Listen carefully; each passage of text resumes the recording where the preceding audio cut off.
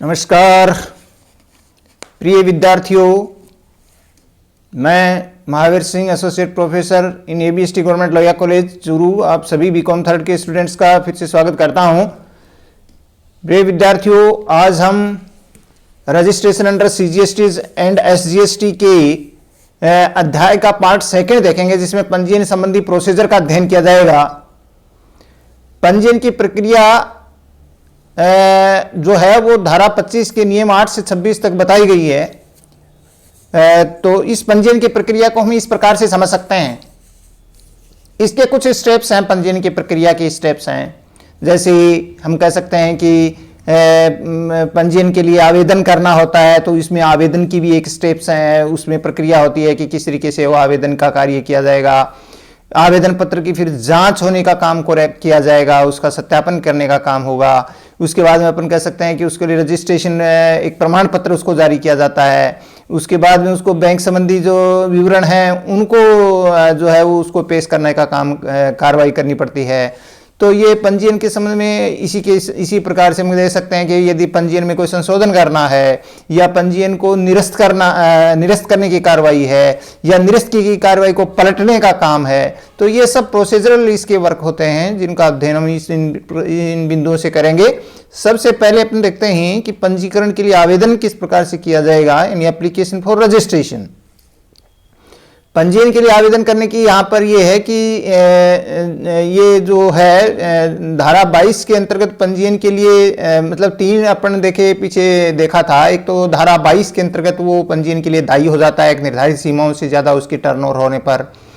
दूसरी बात ये थी कि धारा 24 के अंतर्गत जो है वो अनिवार्य पंजीकरण कंपल्सरी रजिस्ट्रेशन के लिए उसके लिए पंजीयन कराना हो, या तीसरी स्थिति ये हो सकती थी कि वो धारा 25(3) के अंतर्गत वो ऐच्छिक पंजीयन कराना चाह रहा है कोई, चाहे कोई भी परिस्थिति हो, किसी भी कारण से हो। इन सभी स्थितियों के अंदर वो सबसे पहले वो जो है इस तरीका का जो व्यक्ति होगा वो पंजीकरण के लिए एक आवेदन पत्र है वो जीएसटी REG 01 के पार्ट ए में कॉमन पोर्टल के ऊपर एक आवेदन करेगा और वो आवेदन पत्र वो प्रस्तुत करेगा। लेकिन इस आवेदन पत्र को प्रस्तुत करने से पहले एक कार्रवाई वो करेगा कि वो अपने स्थायी 3 चीजें हैं उसमें, अपना स्थायी खाता संख्या, यानी एक तो बात अपने को क्लियर हो गई कि जीएसटी REG 01 एक प्रपत्र होता है, उसमें कॉमन पोर्टल पर आवेदन किया जाता है। लेकिन ये आवेदन का जो तरीका होता है वो ये होता है कि इस कॉमन पोर्टल पर जो REG 01 है, जीएसटी REG 01, इसका 2 पार्ट है। इसके पार्ट ए के अंतर्गत वो क्या करेगा, सबसे पहले पार्ट ए में सबसे पहले पार्ट ए भरा जाता है। उसके अंतर्गत जो है वो उसका मोबाइल नंबर होता है, उसकी ईमेल आईडी जो होती है, और इसके अलावा उसका जो पैन नंबर, ये 3 चीजें जो हैं वो उसके अंदर फिलअप की जाती हैं पार्ट ए के अंतर्गत। तो मोबाइल नंबर और पैन नंबर, मोबाइल नंबर और ईमेल आईडी, और इसके अलावा एक जिस राज्य या जिस यूनियन टेरिटरी में वो स्थित होता है उसके क्षेत्र की घोषणा का भी उसके अंतर्गत होता है। ये 4 चीजें इसके अंतर्गत होती हैं। ये चारों चीजें वो पार्ट ए में मेंशन करेगा। ये सबसे पहला काम हुआ, यानी आवेदन वो REG 01 में करता है, लेकिन उसका पार्ट ए में सबसे पहले ये 4 चीजें भरेगा। उसके बाद में जब वो इस तरीके का कार्रवाई कर देगा तो फिर जो पैन नंबर उसने भरा, जो मोबाइल नंबर उसने भरा, जो ईमेल आईडी उसने भरी, उसकी जो उसका सत्यापन किया जाता है। तो पैन नंबर का सत्यापन तो जो है CBDT के डाटाबेस से हो जाता है। मोबाइल नंबर का जो उसके मोबाइल नंबर पर ही एक OTP भेजा जाता है, उस OTP से मोबाइल नंबर की जांच हो जाती है। और ईमेल आईडी की जांच, उस ईमेल आईडी के ऊपर ही एक OTP और भेजा जाता है और उससे ईमेल आईडी की जांच हो जाती है। तो ये तीनों चीजों का सत्यापन जब वो हो जाता है, ये सब काम ऑनलाइन होते हैं। उसके बाद में क्या होता है कि तीसरा कार्रवाई जो होती है इस आवेदन के अंतर्गत ये होती है कि जब ये तीनों चीजें सत्यापित हो जाती हैं, उसके बाद में एक जो है वो अस्थायी संदर्भ संख्या होती है, एक रेफरेंस नंबर होता है, वो जनरेट होता है, वहां से जनित हो जाएगा, वो जनरेट हो जाएगा, ऑटोमेटिकली ऑनलाइन ही जनरेट होता है। ये सब जनरेट हो जाएगा और जनरेट होने के बाद की कार्रवाई क्या होगी ये जनरेट होते ही उसकी ईमेल जो एड्रेस होता है उसके ऊपर आवेदनकर्ता के एड्रेस पर वो सूचना चली जाती है कि आपका ये ईमेल जो है वो जनरेट हो गया है और ये नंबर है आपका। वो क्या करेगा, उन नंबरों का प्रयोग करते हुए आवेदक जो है इन नंबरों का प्रयोग करते हुए जो जीएसटी REG 01 का पार्ट बी है, उस पार्ट बी में अब वो विधिवत रूप से आवेदन करेगा।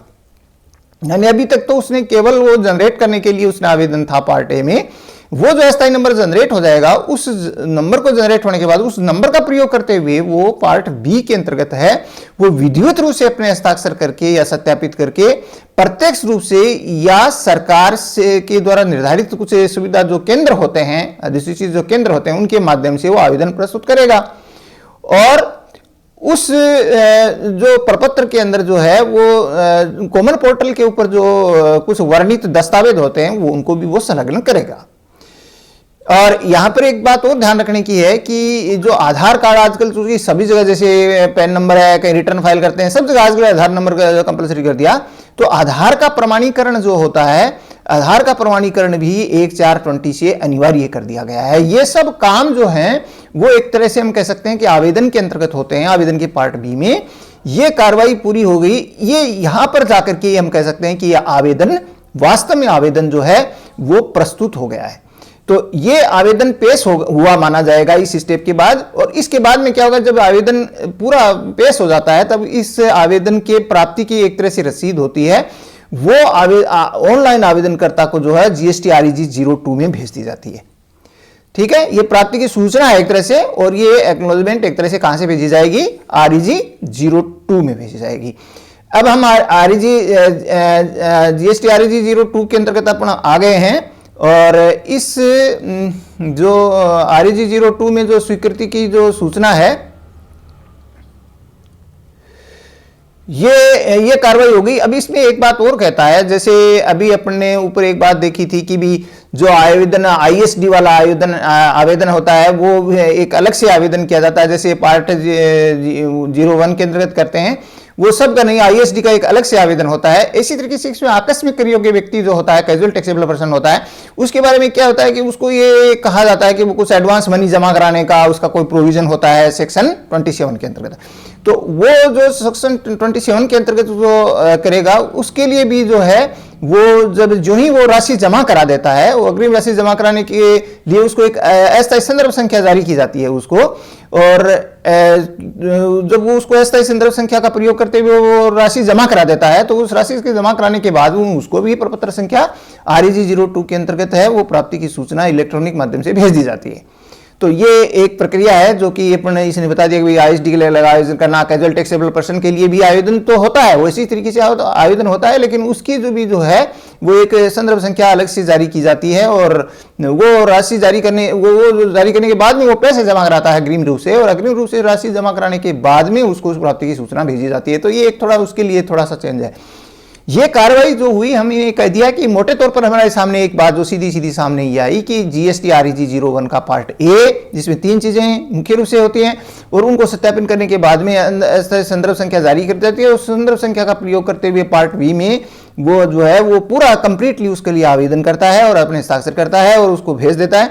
उसके बाद में उसको सूचना 02 में प्राप्ति सूचना भेज दी जाती है। अब ये कार्रवाई आवेदन की हुई, अब आवेदन को सत्यापित करना है, यानी वेरिफिकेशन का कार्य किया जाएगा।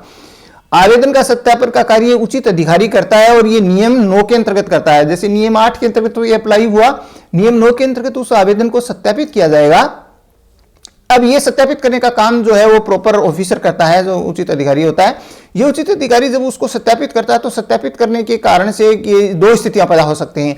एक तो ये कि सत्यापन के अंतर्गत कार्रवाई की तो उस सत्यापन में उसके सारी सूचनाएं बिल्कुल सही पाई गई, जो कुछ सूचनाएं उसने दी थी उनसे वो संतुष्ट है, और फिर वो समझता है कि बिल्कुल इसमें कोई कमी नहीं है, तो वो क्या करेगा, इस प्रकार का जो उसने जो आवेदन उसका प्रस्तुत हुआ था उसके 3 दिन के भीतर जो है वो उसको जो है वो स्वीकृति प्रदान कर दी जाएगी। यहाँ पर स्वीकृति प्रदान करना अलग चीज होती है और प्रमाण पत्र जारी करना अलग चीज होती है।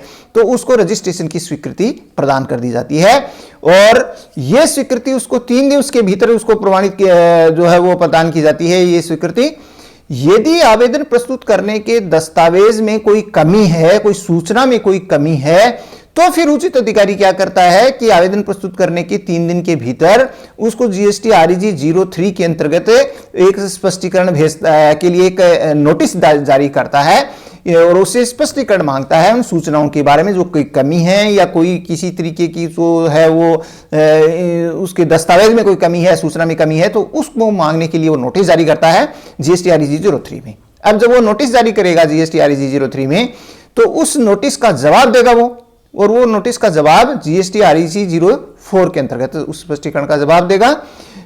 और इस स्पष्टीकरण से में एक इंपॉर्टेंट बात यह होती है कि जो ये स्पष्टीकरण दिए जाते हैं वो चूंकि कोई दस्तावेज सूचना के बारे में होते हैं, लेकिन इसके अंतर्गत जो है वो कोई भी प्रकार का पैन नंबर है, मोबाइल नंबर है या उसका ईमेल आईडी है, इसमें कोई भी अगर उसने चेंज कर दिया तो वो मान्य नहीं होगा। वो तो चूंकि आवेदन प्रक्रिया के अंतर्गत ये शुरुआत में जो उसने दिए वही मान्य होंगे, इसलिए उनमें कोई भी परिवर्तन मान्य नहीं होगा। और कोई सूचना है उसके बारे में वो जरूर दे सकता है।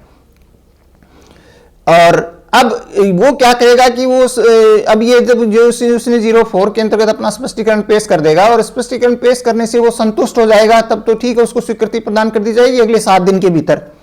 वहां पर 3 दिन के भीतर उसको सूचना स्पष्टीकरण देता है तो 7 दिन के भीतर स्पष्टीकरण प्राप्त होने की 7 दिन के भीतर वो उसको स्वीकृति प्रदान कर देगा। और यदि वो असंतुष्ट है तो वो स्वीकृति से मना कर देगा, और वो मना करेगा जीएसटी आरईजी 05 के अंदर है उसको निरस्त कर दिया जाएगा। ये अपन जानते हैं अच्छी तरह से कि 05 में निरस्त करता है।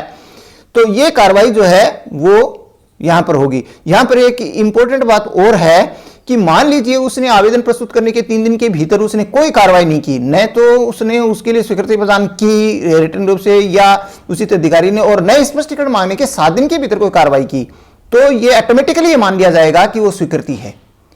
अगर मना नहीं करता है तो ये मान लिया जाएगा कि स्वीकृति है उसकी। 3 दिन के भीतर अगर नहीं देता है या 7 दिन के भीतर नहीं देता है तो उसकी स्वीकृति ऑटोमेटिक मान ली जाती है। तो ये बातें हुई आवेदन को सत्यापित करने की। इसके बाद में एक बात और आती है बीच में कि कई बार क्या होता है कि जैसे आवेदन पत्र को सत्यापित नहीं, उसको उस परिसर का भौतिक रूप से निरीक्षण करने का कार्य भी करना पड़ सकता है। परिसर का भौतिक सत्यापन, वो भौतिक सत्यापन की कुछ परिस्थितियां हो सकती हैं।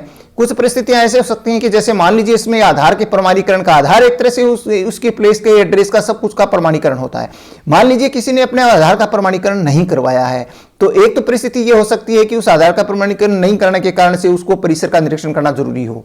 इसके अलावा कोई भी ऐसी सूचना भी वो उचित समझता है कि नहीं उसके उस भौतिक निरीक्षण उसका करना जरूरी है, उसके स्टोर का, गोदाम का, वो अगर उचित इस चीज को उचित समझता है तो फिर वो क्या करेगा, उस व्यक्ति की मौजूदगी में जिसने पंजीकरण करवाना चाह रहा है उस व्यक्ति की मौजूदगी में वो जो है वो उस परिसर का भौतिक रूप से निरीक्षण करता है, उसकी फोटो लेता है और फिर पूरी निरीक्षण की रिपोर्ट और फोटो सहित है वो उसको पोर्टल के ऊपर अपलोड करता है। ठीक है, ये 15 दिन के भीतर जो है वो जीएसटी आरईजी 030 पर कॉमन पोर्टल पर अपलोड करेगा। ये यहाँ पर इंपॉर्टेंट बात है कि वो जो तिथि होती है वो सत्यापन की डेट होती है, जैसे जिस डेट को उसने फिजिकल वेरिफिकेशन किया उस डेट के 15 दिन के भीतर वो सारी रिपोर्ट को और उसके जो फोटोज हैं उनको अपलोड करेगा कॉमन पोर्टल पर। ये उचित अधिकारी का दायित्व होगा। ये सब कार्रवाई एक तरह से हमने कहा कि पंजीयन को सत्यापित करना या भौतिक सत्यापन करने की कार्रवाई हुई। इसके बाद में पंजीकरण का प्रमाण पत्र जारी किया जाता है। इश्यू ऑफ सर्टिफिकेट होता है, रजिस्ट्रेशन सर्टिफिकेट, और ये रजिस्ट्रेशन का जो सर्टिफिकेट होता है वो जीएसटी आरईजी 06 में जारी किया जाता है। अभी अपने सारे देखिए, जीएसटी आरईजी 01 में देखा आवेदन करना, 02 में उसकी आवेदन की प्राप्ति की सूचना देना, 03 में उससे नोटिस मांगना, 04 में नोटिस का जवाब देना, 05 में उसके आवेदन को निरस्त करना, 06 में जो प्रमाण पत्र जारी करना, ये पंजीयन का प्रमाण पत्र नियम 10 के अंतर्गत उसको जारी किया जाता है। सब कुछ चीजें अगर एकदम से सही हैं और सभी नियमों के अंतर्गत उसको उचित अधिकारी द्वारा पंजीयन की स्वीकृति हो गई है, मान लीजिए ऊपर आपने देखा कि पंजीयन की स्वीकृति दे दी जाती है, तो उसके बाद में प्रपत्र संख्या आरईजी 06 में एक पंजीयन प्रमाण पत्र कॉमन पोर्टल पर जारी किया जाएगा, जिसमें जीएसटी नंबर होगा उसमें जीएसटी नंबर का उल्लेख भी दिया जाएगा। और उसमें जैसे उसमें है कि भी राज्य कोड के 2 अक्षर होते हैं, पैन के 10 अक्षर होते हैं, एक पहचान संख्या के 2 अक्षर होते हैं, आइडेंटिटी इसकी एंटिटी के, जैसे कौन सी एंटिटी है, कॉर्पोरेट है, कंपनी है, रजिस्टर्ड संस्था कैसी जैसी भी है, और एक चेक सम, उसको चेक करने का एक सम है, एक अक्षर होता है। इस तरीके से ये अक्षर होते हैं कुल मिलाकर के। और यदि ये बात यहां पर अपनी हुई, इसके बाद में क्या है कि यदि पंजीकरण के लिए कोई दायी होने के 30 दिन के भीतर आवेदन कर दिया गया है तो पंजीकरण प्रमाण पत्र उसी तिथि से लागू होगा जिस तिथि। अब यहाँ पर एक बात और है कि भाई ये जो पंजीयन प्रमाण पत्र जो जारी तो उसने कभी कर दिया, लेकिन वो पंजीयन लागू कब से होगा, यहाँ इंपॉर्टेंट बात होती है। तो ये कहता है कि यदि वो दायी हो जाता है तो जिस डेट को वो दायी हो जाता है और उसने आवेदन किया, तो आवेदन किया रजिस्टर्ड प्रमाण पत्र तो मान लीजिए उसने 30 दिन बाद में जारी किया गया, लेकिन हो सकता है कि वो दायी होने के 30 दिवस के भीतर उसने आवेदन कर दिया, क्योंकि आवेदन तो दायी होने के 30 दिन के भीतर करना होता है और वो बाद में उसके आवेदन करने के 3 दिन या 7 दिन जैसी भी है वो प्रमाण पत्र जारी करता है। तो ये कहता है कि जिस दिन वो दायी हो गया उसी दिन से उसका प्रमाण पत्र मान लिया जाता है। पहली जो सेक्शन जैसे 23 के अंतर्गत जब वो सेक्शन 22 के अंतर्गत दायी होता है तब वो ऐसी पोजीशन होती है। दूसरी स्थिति ये हो सकती है कि यदि उसका कोई जो पंजीयन है वो उसने 30 दिन के भीतर अगर उसने आवेदन नहीं किया है, मान लीजिए उसने जिस दिन के लिए वो लायबल हो जाता है, तो ऐसी स्थिति में क्या होता है कि उसको जो है तो जिस तिथि को वो नियम 9 के अंतर्गत पंजीयन की स्वीकृति उसको प्रदान की जाती है, दी जाती है, उस तिथि से ही उसका पंजीयन प्रभावी होगा। तो ये यहाँ पर इंपॉर्टेंट बात होती है कि दो स्थिति आपने ये देखी कि अगर वो टाइमली उसने आवेदन कर दिया है तब तो जिस डेट को वो लायबल होता है उसी से उसका जो है वो पंजीयन प्रमाण पत्र मान लिया जाएगा। और लेकिन यदि वो उसने आवेदन नहीं किया 30 दिन के भीतर तो फिर उसको बाद में वास्तव में जिस डेट को उसको प्रमाण पत्र जो है वो सत्यापन करके उसको जो है उसको दिया है, मान लीजिए प्रमाण पत्र, तो उस तिथि से वो पंजीयन की स्वीकृति की तिथि से ही वो प्रभावी माना जाएगा उसका पंजीयन। तो यहाँ पर ये है कि रजिस्ट्रेशन कब से उसका माना जाएगा, तो उसमें दो ही बातें हैं बस। ये जैसे लायबल हो जाता है और टाइमली आवेदन कर देता है 30 दिन के भीतर लायबल होने के, तब तो वो हो गया। और अगर टाइमली लायबल मतलब उस होने के 30 दिन के भीतर नहीं करता है तो फिर ऐसी स्थिति में वो जो है वो नियम 9 के अंतर्गत पंजीयन की स्वीकृति की तिथि जो होगी वो उसकी पंजीयन की तिथि मानी जाएगी। पंजीयन प्रमाण पत्र जो है वो उपयुक्त अधिकारी के द्वारा इलेक्ट्रॉनिक सत्यापन कोड के माध्यम से भिन्न रूप से सत्यापित और हस्ताक्षरित होगा। ठीक है, ये तो साधारण बात है कि भाई उसके हस्ताक्षर के बिना तो उसकी कोई वैल्यू होती ही नहीं है। यदि पंजीकरण हेतु उचित अधिकारी द्वारा कोई कार्रवाई नहीं करने के कारण पंजीकरण को अनुमोदित तो मान लिया गया है तो आवेदन के 3 दिवसीय स्पष्टीकरण का 7 दिन जैसी भी स्थिति होने के बाद 3 दिन के भीतर उपयुक्त प्रमाण पत्र क्रय मैं सत्यापन और हस्ताक्षर करके इलेक्ट्रॉनिक सत्यापन कोड के माध्यम से जारी कर दिया जाएगा। तो ठीक है, दोनों ही बातें हैं। मान लो उसने कर दिया तो वैसे ठीक है, और यदि उसने कोई कार्रवाई नहीं की किसी भी प्रकार की तो भी उसको प्रमाण पत्र तो देना ही है, 3 दिन या 7 दिन की जैसी भी कार्रवाई है। तो ये तो एक साधारण सी बात हुई कि वो उचित अधिकारी होता है, वो टाइमली उसको ये प्रमाण पत्र जारी कर देता है। ठीक है, और वो अपने इलेक्ट्रॉनिक कोड माध्यम से और या सत्यापित करके और अपने हस्ताक्षर के साथ उसको जारी करेगा। ये प्रक्रिया हमारी हो गई 4, हमने प्रक्रिया के स्टेप्स देखे। 5वीं हमारी स्टेप है कि बैंक खाते के अंदर विवरण प्रस्तुत करने का है। बैंक खाते में विवरण प्रस्तुत करने का यहाँ मतलब ये होता है कि जब एक जो तय होता है उसने अपना प्रमाण पत्र रजिस्ट्रेशन करवा लिया, उसको जीएसटी नंबर जारी हो गया, उसके बाद की अगली कार्रवाई अब होती है प्रमाणीकरण के बाद में और रजिस्ट्रेशन जारी होने के बाद में, जीएसटी नंबर जारी होने के बाद में वो सारे अपने बैंक खातों से संबंधित डिटेल्स हैं वो जो है वो पोर्टल के ऊपर अपलोड करेगा। ये तो जो जानकारी है वो होती है, उसके खाता नंबर होता है, उसके बैंक का नाम होता है, उसकी बैंक के IFSC कोड होते हैं। ये चीजें जो हैं वो उसको अपलोड करनी पड़ती हैं और ये कार्य उसको पंजीयन की स्वीकृति के 45 दिन के भीतर कॉमन पोर्टल पर कर देना चाहिए। ये काम हो गई बात। और उसके बाद में जो है ये कार्रवाई अपनी यहां तक कह सकते हैं कि ये प्रोसेसर कंप्लीट हो जाता है किसी भी रजिस्ट्रेशन का बैंक डिटेल देने के साथ ही। आगे बस इसके बाद में माल बेचो, टैक्स चुकाओ, ITC लो, ये कार्रवाई आगे चालू तय हो जाती है। तो ये काम हमने रजिस्ट्रेशन की प्रक्रिया के संबंध में। अब रजिस्ट्रेशन के संबंध में अगली बात ये हो सकती है कि कभी रजिस्ट्रेशन का जो प्रमाण पत्र में अगर कोई संशोधन कराना हो, क्योंकि टाइम चेंज हो जाते हैं, परिस्थितियां चेंज हो जाती रहती हैं, तो रजिस्ट्रेशन के जो प्रमाण पत्र में कोई संशोधन कराते हैं, संशोधन के लिए कहता है कि नियम 9 के अंतर्गत ही ये संशोधन की संबंधी कार्रवाई जो है वो होती है। और ये संशोधन करने की आवश्यकता कब पड़ती है? मान लीजिए कोई बीच में हो सकता है कि वो जो है वो किसी भी कारण से कोई चेंज हो जाता है, कोई एंटिटी में चेंज हो जाता है, या मान लीजिए उसके नाम स्थान के में परिवर्तन करना होता है बिजनेस की। तो कोई भी सूचना में जब संशोधन वो करा सकता है, किसी भी प्रकार की सूचना में चेंज आता है, तो जैसे मोबाइल नंबर, मेल ID ऐसी सूचनाएं होती हैं, ये सूचनाएं तो उसको ऑनलाइन ही सत्यापित हो जाती हैं, इसलिए वो करा सकता है। लेकिन जैसे मान लो व्यवसाय का नाम है, स्थान है, उनमें कोई अगर परिवर्तन होता है फिर उचित अधिकारी की सहमति के बाद में ही उसमें चेंज होता है। लेकिन एक बात और है कि यदि कोई व्यवसाय का जो है वो स्वरूप बदल गया, जैसे मान लीजिए व्यवसाय का स्वरूप बदल गया, व्यवसाय का स्वरूप लेकर किसी साझेदारी हो गया, साझेदारी से कंपनी हो गया, तो ऐसी स्थिति में उसके पैन नंबर बदल जाते हैं। और जब पैन नंबर उसके बदल जाते हैं तो ऐसी स्थिति में उसको नई तरीके से आवेदन करना होगा, पहले वाला जो प्रमाण पत्र कैंसिल हो जाएगा। ये बड़ी इंपॉर्टेंट बात है, उसे नई तरीके से पंजीकरण प्रमाण पत्र लेना होगा। और इस प्रकार से जो कोई भी संशोधन कराना हो उसको, जैसे पैन, मेल आईडी या उसके जो है वो मोबाइल नंबर में, या कोई व्यवसाय के नाम, स्थान, इनके अंदर कोई परिवर्तन हो गया और उसके बारे में उसको कोई भी परिवर्तन कराना है, तो उसकी प्रक्रिया ये होती है कि वो एक GST REG 014 के अंतर्गत उसको आवेदन करना पड़ता है।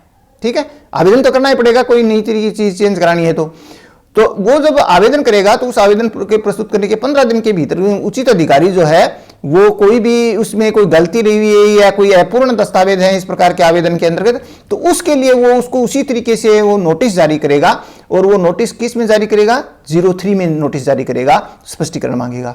वो 04 के अंतर्गत उसके स्पष्टीकरण देगा। पक्की बात है इसमें। तो वो पंजीकृत व्यक्ति GST 4 में नोटिस का जवाब देगा और उचित अधिकारी अगर संतुष्ट हो जाता है तो उसका जो भी परिवर्तन होता है वो 05 के अंदर जारी कर देगा। सॉरी, उससे अगर संतुष्ट नहीं है तो 05 में उसको निरस्त कर देगा, 05 में उसको निरस्त कर देगा। और यदि कोई चूंकि वो जो 06 में तो उसको प्रमाण पत्र जारी किया हुआ है ही, उसमें कोई संशोधन करने की कार्रवाई अगर वो मान्य कर देता तो वो संशोधन कर देगा। और अगर उसके रिजेक्ट करने के आवेदन है तो आवेदन को रिजेक्ट वो 05 में ही करेगा। 15 दिन का नोटिस जारी नहीं किया जाता है, नोटिस का जवाब उसको 7 दिन के भीतर कोई कार्रवाई नहीं की जाती है तो संशोधन स्वतः ही मान्य हो जाएंगी। तो ये बात यहाँ पर वो वही बात होगी कि उसको जो आवेदन की प्रक्रिया, तो आवेदन तो GST REG 014 के अंतर्गत करेगा। आवेदन के 15 दिन के भीतर उसके अगर अपूर्ण दस्तावेज उसके हैं और कोई गलती है तो उस REG 03 में उसके लिए नोटिस देगा, वो 04 में उसका नोटिस का जवाब देगा। और नोटिस से संतुष्ट नहीं है तो वो 05 में उसके संशोधन को निरस्त कर देगा। और अदरवाइज क्या है कि वो जो 06 में उसके ऑटोमेटिक ही वो सब चीजें हैं वो उसको संशोधित कर दिया जाएगा और उसकी सूचना भेज दी जाएगी कि भी आपका संशोधन है वो स्वीकृत कर लिया गया है। यदि 15 दिन में नोटिस जारी नहीं किया जाता तो ये बात है कि स्वतः ही मान्य हो जाएंगे। पंजीयन का अब निरस्तीकरण, कैंसिलेशन ऑफ जो है वो रजिस्ट्रेशन कैसे होता है। हमने पंजीयन कराने की प्रक्रिया देख ली, पंजीयन का संशोधन भी देख लिया, पंजीयन का अब निरस्तीकरण कैसे हो सकता है। निरस्तीकरण की 2 प्रक्रियाएं होती हैं। एक तो निरस्तीकरण अगर स्वेच्छा से कोई व्यक्ति निरस्तीकरण करवाता है, इसको ऐच्छिक निरस्तीकरण कहते हैं। वो स्वेच्छा से कहता है कि भाई मेरा जो है वो निर्धारित सीमाओं से कम है मेरा बिजनेस, या वो बिजनेस बंद किया जा रहा है, या कोई भी और परिस्थिति इस तरीके की डेवलप हो सकती है कि जो ये है कि उसको पंजीयन में रखना जरूरी नहीं रह जाता है। जैसे मान लीजिए व्यवसाय बंद होना, उसका स्थानांतरित हो जाना, व्यवसाय का गठन बदल जाना, उसके लिए दायी न रहना, तो ऐसी कोई भी घटना अगर घटित हो सकती है, इन घटनाओं में से कोई सी भी घटना घटित हो सकती है जब उसको आवश्यकता नहीं है पंजीयन को जारी रखना। भी व्यवसाय बंद हो गया नहीं है, व्यवसाय ट्रांसफर कर दिया, भेज दिया, तो उसके लिए नाम से रजिस्ट्रेशन उसको कैंसिल कराने के लिए वो देगा। व्यवसाय का गठन बदल गया, एकाकी से वो हो गया तो उसने वो एकाकी का व्यापार के लिए बंद करने के लिए आवेदन कर देगा। तो इस तरीके से, या वो दायी नहीं रहा, दायी कब नहीं रहेगा, जब उसको निर्धारित सीमा से उसकी जो टर्नओवर है वो कम हो जाए। तो इन सभी 4-5 परिस्थितियों के अंतर्गत जो है वो उसको अगर वो कहेगा तो वो पंजीयन को निरस्तीकरण के लिए आवेदन करेगा, वो उसके लिए आवेदन देगा। और उस दिन के स्टॉक और कर के संबंधी सारे हिसाब की जांचने के बाद वो सारी चीजें वो डिटेल में देगा कि जिस दिन वो दे रहा है कि आज की डेट में उसका ये स्टॉक है, उसके अंदर उस स्टॉक के बारे में वो सूचना और कर के बारे में पूरी सूचना की जांच करने के बाद में 30 दिन के भीतर उचित अधिकारी है वो पंजीयन के निरस्तीकरण का आदेश दे देगा। ठीक है, लेकिन कोई भी जो पंजीयन है 1 वर्ष तक निरस्त नहीं किया जाता। कोई भी पंजीयन प्रमाण पत्र जारी होने के 1 वर्ष के भीतर उसको कभी भी उसको निरस्तीकरण की कार्रवाई करनी नहीं होती है। तो ये कार्य अपन करते हैं। और दूसरा होता है अधिकारी के द्वारा कोई निरस्तीकरण किया जाता है। अब अधिकारी ये समझता है कि जैसे मान लीजिए उसने जो है वो अधिकारी ने की जांच करने पर ये पाया गया कि भी इसमें कोई उसकी बिक्री है ही नहीं पंजीकृत व्यक्ति की, या कई बार क्या होता है कि उसने रजिस्ट्रेशन तो करवा रखा है और खुद की कोई सेल है नहीं, लेकिन टैक्स इनवॉइस अपने यहाँ से जारी कर रहा है किसी दूसरे व्यक्ति की सेल करके और अपने यहाँ से टैक्स इनवॉइस जारी कर रहा है। तो ये इस तरीके का कोई घपले का भी उसको संभावना रहती है, तो भी वो उसको कर सकता है या उसकी कोई टर्नओवर, कुल मिलाकर के उसकी खुद की कोई टर्नओवर या सप्लाई नहीं है, तो ऐसी स्थिति उसको पता लगे तो अधिकारी भी इस प्रकार का निरस्तीकरण की कार्रवाई कर सकता है। लेकिन ऐसी स्थिति में एक और बात है कि उसको अपने आप नहीं कर सकता, उसके लिए उसको नोटिस देना पड़ेगा 30 दिन का, कि 30 दिन के भीतर वो नोटिस का जवाब दे वो, और उसके जवाब से अगर वो संतुष्ट नहीं होता है तो वो पंजीयन को निरस्त कर देगा, उसको मौका देगा सुनवाई का। ऐसे नहीं है कि उसका रजिस्ट्रेशन सीधा ही कैंसिल कर दिया, उसको मौका देगा, और मौका देने के बाद में अगर वो संतुष्ट नहीं है तो उसको निरस्तीकरण का दे देगा। अब पंजीयन के निरस्तीकरण को पलटना होता है, revocation of cancellation of registration होता है, वो ये नियम 23 के अंतर्गत होता है। रिवोकेशन का मतलब ये होता है कि जैसे उसने अधिकारी ने अपनी स्वतः ही उसने अधिकारी ने उसका निरस्तीकरण कर दिया, तो वो इसमें एक नियम है कि भाई इस प्रकार का निरस्तीकरण करने के 30 दिन के भीतर जो है वो अपने इसके लिए वो पलटने के लिए आवेदन कर सकता है कि भाई ये आपने ऐसे इसको क्यों किया है, या मैं इसको आप दोबारा खोलिए, इस तरीके से वो आवेदन करेगा निरस्तीकरण को रद्द करने के लिए, वो अपनी पंजीयन बहाली का आवेदन देगा। अधिकारी जो होता है वो अगर वो संतुष्ट हो जाता है उसके आवेदन से, उसकी दी हुई सूचनाओं से, स्पष्टीकरण से, तो फिर ऐसी स्थिति में जो अधिकारी है वो उसके जो निरस्त किए गए आवेदन को वापस बहाली करने का आदेश दे सकता है अगले 30 दिन के भीतर। इस तरीके का आवेदन प्राप्त करने के अगले 30 दिन के भीतर उसको फिर से निरस्तीकरण को जो है वो कैंसिल करने का आदेश दे सकता है, उसको पलटने का आदेश जारी कर देगा। तो ये प्रक्रिया है, ये नियम 23 के अंतर्गत होता है। तो कुल मिलाकर के सारी प्रक्रिया हमने ये समझी कि भाई किस तरीके से वो आवेदन करता है, आवेदन करने के बाद आवेदन को सत्यापित किया जाता है, फिर आवेदन को सत्यापित करने उसका भौतिक सत्यापन भी करने की आवश्यकता हो सकती है, फिर उसके लिए रजिस्ट्रेशन जारी कर दिया जाता है RG 06 में। रजिस्ट्रेशन जारी करने के बाद वो अपनी सारी बैंक डिटेल्स को वो अपलोड कर देता है और ये सारी कार्रवाई वहीं समाप्त हो जाती है। फिर ये बाकी दो तीन बातें अपने देखी कि उसमें कोई संशोधन कराना हो तो क्या प्रक्रिया होती है, फिर उसके अंदर उसको निरस्तीकरण करना होता तो क्या होता है, फिर उस निरस्तीकरण को पलटना करना होता है तो क्या होता है। तो ये सब चीजें जो हैं वो पंजीयन एवं रजिस्ट्रेशन से संबंधित हमने सारी चीजों का अपने अध्ययन किया, सब नियम भी अपन ने देखे, और जिन धाराओं के अंतर्गत ये सब कार्रवाई होती है उन धाराओं का भी अपन ने अध्ययन किया। आज करने के लिए इतनी ही कार्रवाई। धन्यवाद।